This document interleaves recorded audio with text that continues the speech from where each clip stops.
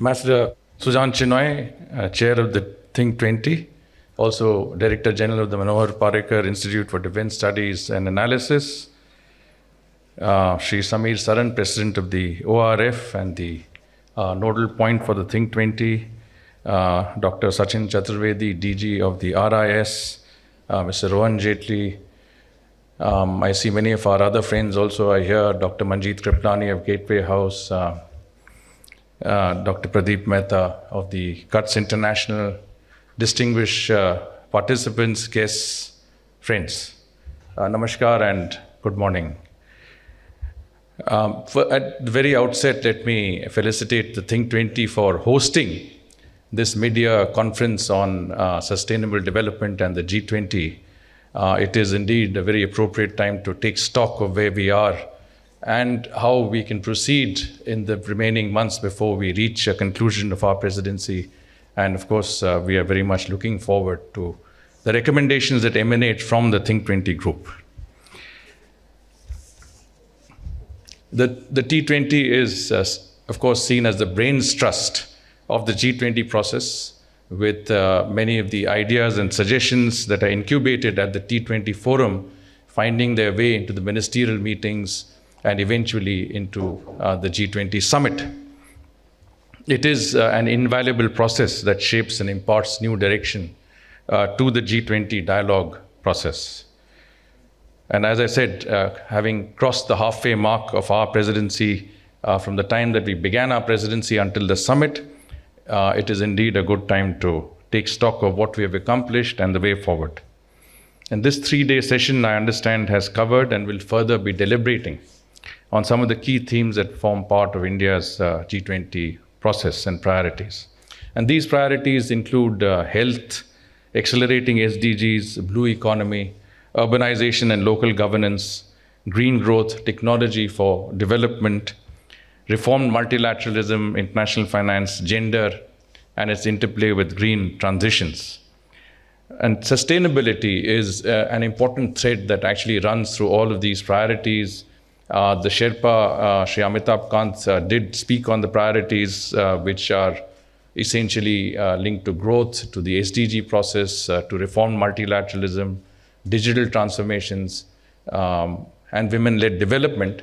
And in each of these processes, what we find is that sustainability is a prerequisite and something that is that binds all of these priorities. And of course, the ultimate fabric will also have an important consideration of what sustainability and sustainable development involves. And Prime Minister Shri Narendra Modi ji has on several occasions highlighted the aspect of India's long association with and practices of sustainability. And I want to just draw your attention to some of those remarks because I think it's relevant to our discussions today. At the UN Environment Day, the Prime Minister had referred to that sustainable development, the harmony that our ancestors had maintained with nature. And he had also said that in India, we have equated nature with divinity. In other words, our gods and goddesses have plants and animals associated with nature and with them. And he, in this context, said that the need of the hour is human-centric, collective efforts, and robust actions that further sustainable development. And he recalled Mahatma Gandhi, who had in some senses also talked about a zero carbon lifestyle. And the President urged that we pick up the most sustainable options in our daily life. And in that context, he said that our planet is one, but our efforts have to be many. In other words, one earth, many efforts in attaining what we wish to attain in terms of sustainable development and sustainable lifestyles. We had an important outreach to the developing countries. India, in many senses, is perceived to be the voice of the global south. And in January this year, we had what is called the Voice of Global South Summit, which was an outreach to about 125 countries that participated in this, including many of the heads of states and governments of developing countries. And on that occasion, the Prime Minister has said that we all pick up the most sustainable options in daily life. And our planet is one, of course. And of course, in that context, he said the need of the hour is to identify simple, sustainable, and scalable options and solutions that can transform our societies and economies. And with such an approach, he said, we shall overcome the difficult challenges, whether it is poverty, universal healthcare, or building human capacities. And in that context, he also said, we agree that apart from controlling emissions in production, it is equally important to move away from use and throw consumption towards more environment-friendly, sustainable lifestyles. India views the countries of the global south as the most vulnerable and disadvantaged as they battle multiple challenges like poverty, climate change, and meeting the exacting sustainability standards set by the developed world without adequate resources and technology. And this is why we had decided to engage the Global South countries early in our presidency. And I think this was an important occasion for us to get a sense of their aspirations, their expectations, and their concerns, of course, in today's very difficult socioeconomic and geopolitical environment. Earlier, when the Prime Minister unveiled the G20 logo of our presidency, he drew a link between sustainable development and India's G20 priority of green development, climate finance, and lifestyle for environment. And he said we have to make sustainable development a part of individual life instead of mere government systems and expand it further. Environment must become a global cause as well as a personal responsibility for us.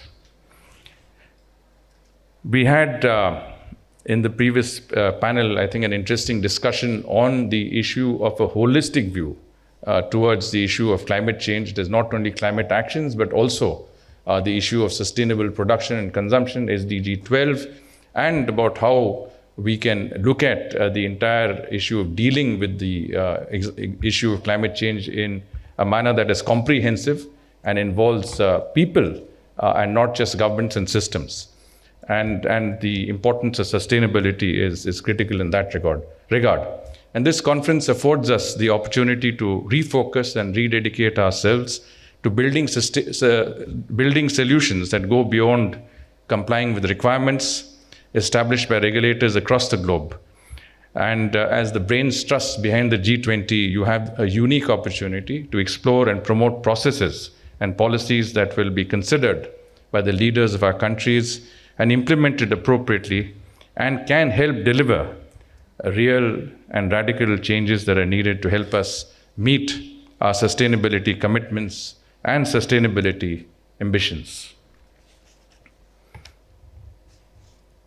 And to create this change, we need to bring together the perspectives of society through civil action groups, thought leaders, hear the voice of business, and temper this with the policy challenges of nation states.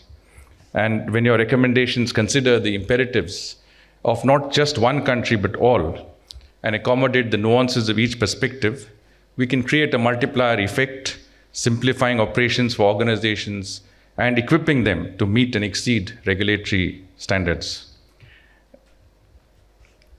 I also want to take this opportunity to remind ourselves that true change will come not only through winning the hearts and minds only come actually through winning the hearts and minds of people. So behaving sustainably becomes the norm, and in fact the expectation we all have of ourselves and each other. And there are several examples of how this has been achieved.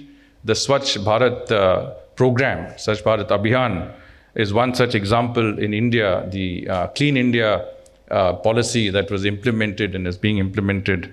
The transformative change that has been brought about has several components, and one of it is visionary leadership, another is financial commitment, decentralized delivery to account for local needs, and most importantly, social mobilization.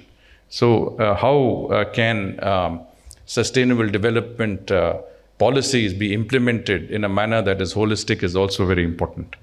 And we must make sure that the lessons from successful programs are learned and we study those that have not been as successful. So we do urge all of you to ensure that continuity of your influence and ongoing actions on many of these issues is given the momentum and importance that it deserves.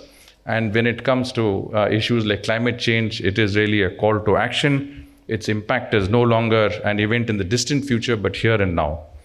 Even if we are able to limit global warming to 1.5 degrees Celsius above pre-industrial levels, there will be significant impact on climate, ecosystems, and human society. Controlling climate change is undoubtedly a key priority for everyone in the world, for our sake and the sake of our future generations. But it is equally important that we do so while continuing to meet all the sustainable development goals agreed. We must not only save the world, but make it better for everyone and for future generations. Addressing the challenges we face cannot be the sole remit of any one country or agency. It will need the combined efforts of all people through all the institutions, corporate policymakers, philanthropy, and most important, civic action. There are two quotes of Mahatma Gandhi that come to mind at this point. One is when he says we must care about the world that we will not be able to see. And the other when Mahatma Gandhi says man becomes great exactly in the degree to which he works for the welfare of his fellow men. This is the challenge we must rise to.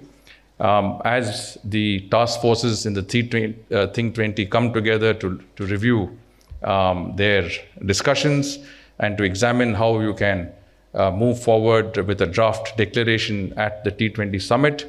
I wish all of you the very best in your deliberations, and I thank you for your attention. Namaskar. Thank you.